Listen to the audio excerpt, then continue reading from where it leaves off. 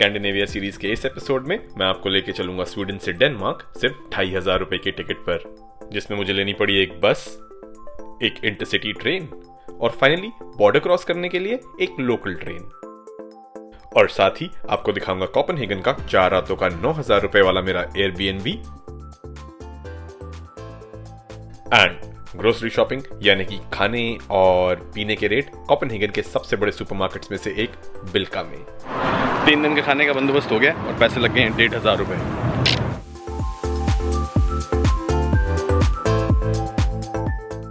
और क्योंकि मेरी कल की ट्रेन है यहाँ से कोपेनहेगन की, इसलिए मैं आ गया हूँ सेंट्रल स्टेशन एक बार पता करने कि मेरी ट्रेन का एग्जैक्ट रूट क्या है। और ये जर्नी मैंने बुक करी थी goeuro.com से, जो कि यूरोप की बेस्ट इंटरनल टिकट वेबसाइट है। इसमें फ्लाइट्स, बसेस और ट्रेन्स तीनों ऑप्शंस दिखती हैं, बट मैंने सबसे पहले देखी बस, जो जनरली सबसे सस्ती होती है। अलग अलग टाइम पर निकलने वाली बसेस के अलग अलग प्राइसेस होते हैं, बट सबसे सस्ती ऑप्शन थी 31 यूरो की। फिर मैंने सोचा कि ट्रेन्स पे भी एक नजर मार लूं, क्योंकि ट्रेन्स जनरली थोड़ी एक्सपेंसिव होती हैं बट काफी फास्ट होती हैं, बट ट्रेन्स 60 से 100 यूरो की रेंज में थी। तभी मेरी नजर पड़ी एक ट्रेन ऑप्शन पे जो सिर्फ 35 यूरो की थी, और निकलने से एक दिन पहले मैं सेंट्रल स्टेशन जाके इसकी इंक्वायरी भी कराया। पता लग गया कि मुझे कल यहाँ पे आना है, अपनी बस लेनी है यहाँ से जो गेट नंबर 7 से जाएगी। वो मुझे लेके जाएगी एक रेलवे स्टेशन जो यहाँ से 45 मिनट दूर है। उसके बाद वहाँ से लेनी है एक ट्रेन, वो 5 घंटे फिर किसी और रेलवे स्टेशन पे लेके जाएगी और वहाँ से फिर चेंज करनी है ट्रेन, और तब मैं पहुँचूँगा कोपेनहेगन। डायरेक्ट ट्रेन तो वैसे कोई भी नहीं है, बट इसमें 2 हॉल्ट हैं, इसलिए इसकी टिकट है सिर्फ 30 यूरोस के आसपास। और कंफर्म सीट टिकट्स आपको इसी वेबसाइट पे साथ के साथ मिल जाती हैं, और इन डिजिटल टिकट्स को आपको प्रिंट करने की कोई जरूरत नहीं होती, बस अपने फोन पे टिकट चेकर को दिखानी होती हैं। और अगर आप टिकट्स ऑनलाइन लेने में कंफर्टेबल ना हो तो स्टेशन पे टिकट डेस्क और इंफॉर्मेशन काउंटर्स हमेशा खुले होते हैं। और नेक्स्ट डे स्टॉकहोम में मैंने अपने आखिरी कुछ घंटे बिताए पब्लिक पूल्स देखते हुए एलडी के साथ।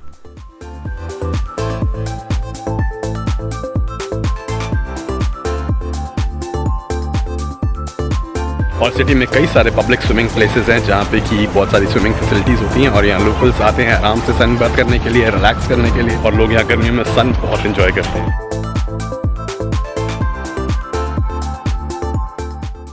तभी मेरी नजर पड़ी कुछ लोकल्स पे जो कि एक रेंटल शॉप के बाहर खड़े थे, और मुझे पता लगा कि ये स्टैंड अप पेडल यानी कि सप रेंट कर रहे हैं, जिसकी कीमत थी अराउंड 2000 रुपए सिर्फ 90 मिनट के लिए। बट क्योंकि कायाकिंग और स्टैंड अप पेडलिंग थोड़ी सी मेरे बजट के बाहर थी, इसलिए मैंने समवॉट एंजॉय किया लोगों को एंजॉय और रिलैक्स करता देख के।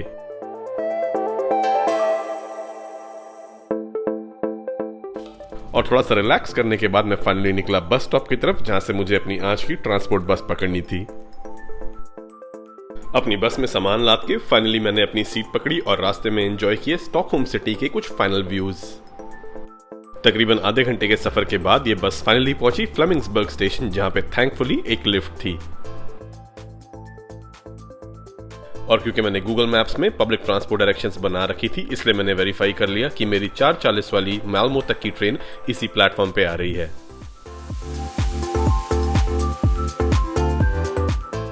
तभी मेरे साथ से निकली एक बुलेट ट्रेन जो बहुत तेज चल रही थी, बट मेरी सस्ती वाली ट्रेन कोई बुलेट ट्रेन नहीं थी। अब तक कम से कम 10 जगह ये ट्रेन रुक चुकी है, तो ये कोई नॉन स्टॉप ट्रेन नहीं है, हर बड़े स्टॉप पर रुकती है। और अभी तक भी 4.5 घंटे होने के बाद भी हम स्वीडन में ही हैं। और ये थी मेरी वो सस्ते टिकट वाली ट्रेन, जो कहीं से भी बुलेट ट्रेन तो नहीं थी, बट फिर भी काफी डिसेंट थी। एंड गाइस, यहाँ पे ट्रेन लेट नहीं होती हैं। 4:40 डिपार्चर का मतलब 4:41 तक ट्रेन स्टेशन से बाहर। और यहाँ बिना टिकट्स के तो ट्रैवल करने का सोचना भी नहीं चाहिए, क्योंकि टिकट्स हमेशा चेक होती हैं। बाकी अदरवाइज ये काफी नॉर्मल ट्रेन थी, with standard overhead luggage, proper luggage storage areas, standard washrooms जिनमें से शायद एक का सीट कवर टूटा हुआ था, फोल्डिंग ट्रे टेबल्स और पावर सॉकेट्स। और इन ट्रेन की सेकंड क्लास सीट भी काफी कंफर्टेबल होती है, इसलिए आपको फर्स्ट क्लास की जरूरत नहीं है। और ये है ट्रेन का रेस्टोरेंट कार, जहाँ पे आप लोग आके खाना वाना खा सकते हैं, बट चीज़ें काफ़ी एक्सपेंसिव हैं। बट फिर भी अगर बहुत ज़्यादा भूख लगी हो तो you can enjoy meal in this restaurant car. Beer से लेके पेस्ट्री से लेके चॉकलेट से लेके सब कुछ मिलता है इसमें। हाइनेकन का एक रेगुलर कैन 600 रुपए का, और पास्ता टाइप छोटी मील अराउंड 900 रुपए।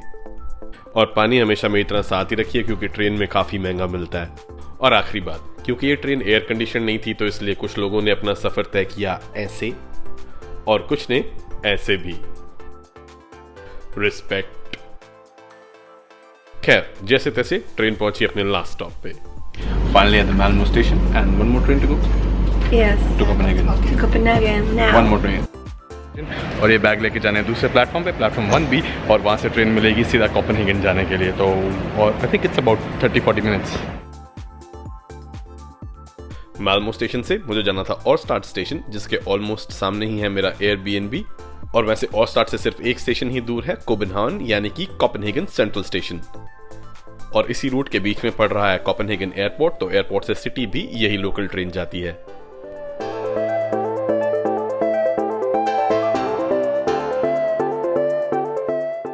और स्वीडन के माल्मो से लोकल ट्रेन में मैं पहुंचा डेनमार्क, ऐसे जैसे गुड़गांव हरियाणा से दिल्ली में एंटर होते हैं। फिर मैंने खोला अपना व्हाट्सएप, जहां पे मेरे एयरबीएनबी होस्ट ने एक इमेज भेजी थी कि ऑरस्टाड मेट्रो स्टेशन से पैदल बीएनबी तक कैसे पहुंचना है। बस फिर मैं स्टेशन से बाहर निकला और 5 मिनट में बीएनबी पहुंच गया। और गाइस, फाइनली मैंने रूम ले लिया और ये है मेरा कोपेनहेगन का बीएनबी। इसमें एक ये छोटा बेड है। मैंने रात को जाते ही एयरबीएनबी शूट करने की कोशिश की, बट लाइट कम होने की वजह से मैंने प्लान अगले दिन के लिए पोस्टपोन कर दिया। मेरे पीछे ये जो सारे अपार्टमेंट है, इस क्योंकि ये रेजिडेंशियल एरिया है, तो मैंने पता किया कि यहाँ पे रेंट कितना है। तो जो मेरे एयरबीएनबी के होस्ट हैं, उसने मुझे बताया कि वो लोग पे करते हैं 1,60,000 रुपये पर मंथ एक 2.5 बेडरूम अपार्टमेंट के। बिल्डिंग के मेन डोर पे एंट्री होती थी एक डिजिटल की के साथ, जिसको खोलकर अंदर जाते ही आती थी एक लिफ्ट। लिफ्ट आ रही है, 2nd फ्लोर पे अपना कमरा। और सेम की से रूम का डोर भी कुछ ऐसे अनलॉक हो जाता था। और एंटर करते ही सबसे पहले नजर जाती है इस सेक्शन पे। यहाँ पे क्योंकि सर्दियाँ 8-9 महीने पड़ी रहती हैं, तो इसलिए लोगों के विंटर कोट्स यहाँ पे अभी भी टंग रहे हैं। ये पारका फर से बनते हैं और ये -30 डिग्री टेम्परेचर में भी काम कर जाते हैं। और यहाँ पे जूते बाहर ही उतारने का रिवाज है, अंदर नहीं लेके जाते क्योंकि यहाँ पे काम करने वाली बाइयाँ नहीं आती। और इसीलिए कि ठीक सामने मेरा रूम है जो इन लोगों ने मुझे दिया हुआ है। और इसमें था एक जुगाड़ू टाइप का क्लॉथ हैंगर, एक क्वीन साइज से थोड़ा छोटा सिंगल बेड और एक वर्क स्टेशन जिसपे बड़ी बेतरतीबी से बिक रहा है मेरा व्लॉगिंग का सामान। हाँ, छोटा है बट गाइस, ये एक स्टूडेंट का कमरा है। हॉस्टल से कंपेयर किया जाए तो यहाँ पे प्रिवेसी है, मेरे पास मेरा अपना रूम है। और मेरे प्राइवेट रूम के ठीक सामने था एक मेट्रो ट्रैक, और यहाँ से बिना ड्राइवर की मेट्रो हर 5 मिनट में सिटी सेंटर की तरफ जाती थी।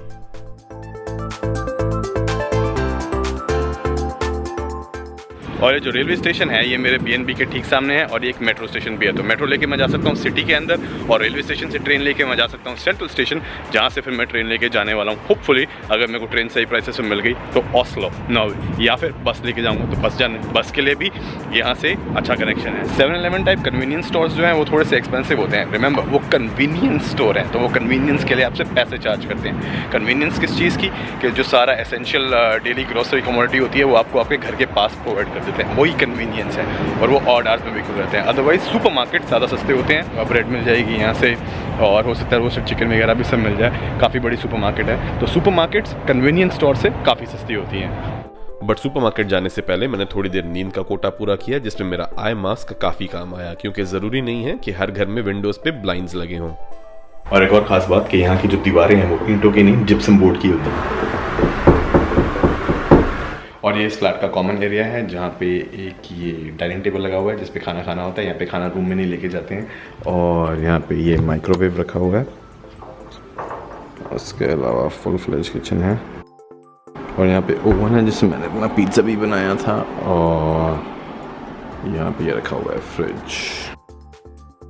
ये शेल्फ इन लोगों ने मुझे दी हुई है, जहाँ पे मैंने अपना सामान ला के रखा हुआ है, सैलड, खीरा, ब्रेड। और ये यहाँ पे फ्रीजर है। इसके साथ साथ इलेक्ट्रॉनिक ग्लास टॉप चूल्हा और सारी जरूरी किचन इक्विपमेंट। और बाहर पानी बहुत एक्सपेंसिव होने की वजह से घर से ही पानी भर के ले जाना चाहिए, क्योंकि tap water is very safe, very fresh. Airbnbs जिनमें आप घर शेयर करते हैं होस्ट के साथ, उनमें आपको मिल जाता है गपशप का मौका और साथ में कई यूजफुल लोकल टिप्स। और क्योंकि यहाँ पे 7-8 महीने सिर्फ सर्दियाँ रहती हैं और गर्मी पड़ती है सिर्फ 2 महीने के लिए, इसलिए कि यहाँ पे किसी भी घर में या हॉस्टल में एसी नहीं होते हैं, स्कैंडिनेविया में खास कर। इसलिए मैंने खिड़की खुलवा ली ताकि फ्रेश हवा आती रहे और वेंटिलेशन होती रहे। और यह है बिल्का, यहाँ के सबसे बड़े सुपरमार्केट्स में से एक।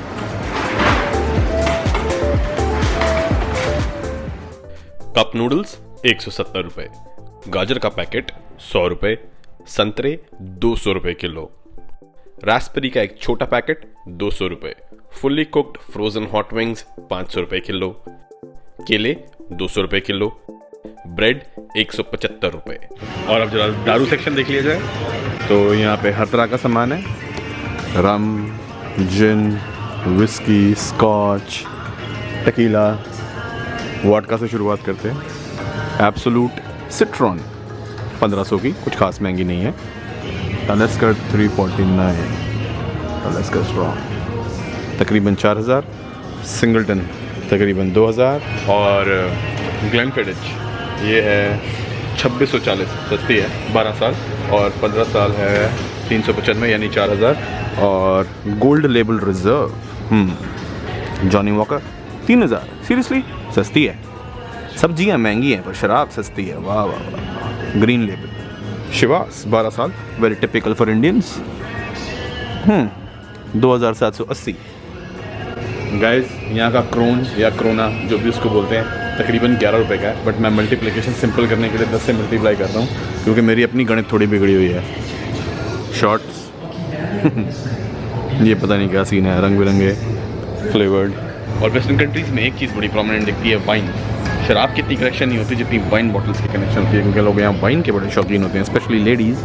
तो रोज़े, वाइट, रेड वाइन, शार्डने, अलग अलग तरह की। अब जैसे ये रोज़े पड़ी है, और रोज़े इसको इसलिए बोलते हैं क्योंकि इसके ऊपर ई के ऊपर एक्सेंट गू लगा हुआ है, फ्रेंच होती है ये। शैम्पेन जिसे हम कहते हैं वो एक तरीके की स्पार्कलिंग वाइन होती है, बट वो फ्रांस के एक पर्टिकुलर रीजन से आती है, इसलिए इसको शैम्पेन बोलते हैं। तो जो स्पार्कलिंग वाइन वहाँ पे बनती है उसको शैम्पेन कहा जाता है, बट होती वो भी स्पार्कलिंग वाइन ही है। स्पार्कलिंग वाइन यानी सोडे वाली वाइन। हाँ, ये स्पार्कलिंग वाइन नहीं है सारी। अंगूर 500 रुपए किलो, 250 रुपए की एक पत्ता गोभी, 150 रुपए किलो आलू, 150 रुपए की एक फूल गोभी। आइसक्रीम का ये टिफिन बॉक्स 400 रुपए, 8 मैग्नम का डब्बा 900 रुपए का। और आते हैं बियर सेक्शन में, और कोरोना है 250 रुपए के, ये अच्छे सस्ती है। 2 बॉल 1 2 3 4, 1 2 3 4 5 6, 24 का कैन 109, तकरीबन 1200 रुपए का। Not bad. कार्ल्सबर्ग के पॉइंट पड़े हैं, the local Danish beer. By the way Carlsberg और 2 बॉल दोनों डैनिश हैं, लोकल बियर। और सिर्फ 1000 रुपए में फेमस डच बियर हाइनकेन के 24 कैन देख के काफी हैरानी हुई।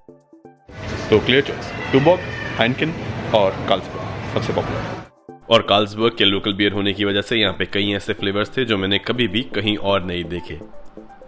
और हाँ, कोल्ड ड्रिंक्स 120 रुपए 2 लीटर।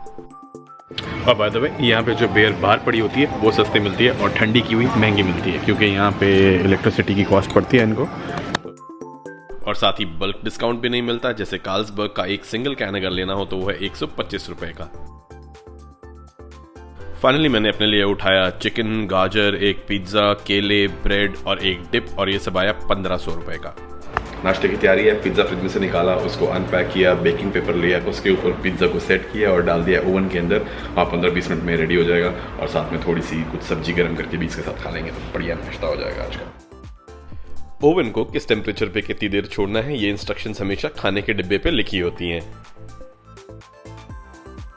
और फिर मैंने साथ ही मिक्स कर ली आधा पैकेट दाल, जो माइक्रोवेव करने के बाद मैंने बाकी बची दाल शाम के लिए फ्रिज में रख दी, क्योंकि एक बार टेट्रा सील खुल जाए तो फ्रिज ही ठीक है। आधी दाल मखनी और 2 गाजर, सस्ता और बढ़िया माल। तो ये था मेरा 9000 रुपए वाला एयरबीएनबी का फुल एक्सपीरियंस गाइस, जिसमें रहने के साथ साथ खाने के पैसे भी सेव हो जाते हैं। और आप भी ऐसे ही बुक करा सकते हैं BNB airbnb.com पे, और इस वीडियो की डिस्क्रिप्शन में मैं एक रेफरल लिंक डाल रहा हूं, जिसे यूज करके अगर आप फर्स्ट टाइम airbnb.com पे साइन अप करेंगे तो आपको आपके पहले स्टे पे अराउंड 2000 रुपए तक का डिस्काउंट मिल जाएगा।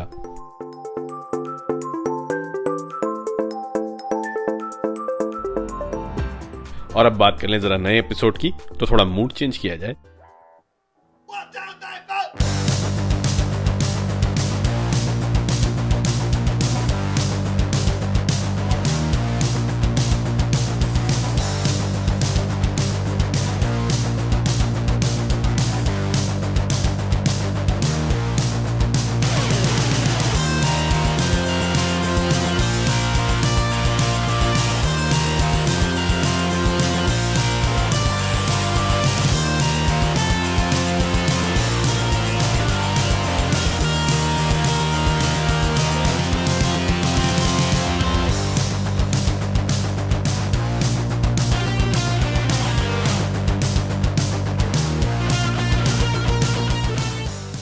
शूटिंग से लेकर एडिटिंग तक सब करने वाला मैं अकेला बंदा, एक लाइक तो बनता है। And for coming episodes, don't forget the subscribe button and the bell. Finally वापस भी बज गए तकरीबन 12:30 और करेगा बैंड बज गया, गाने करने पड़ेंगे। You look like the grand handler.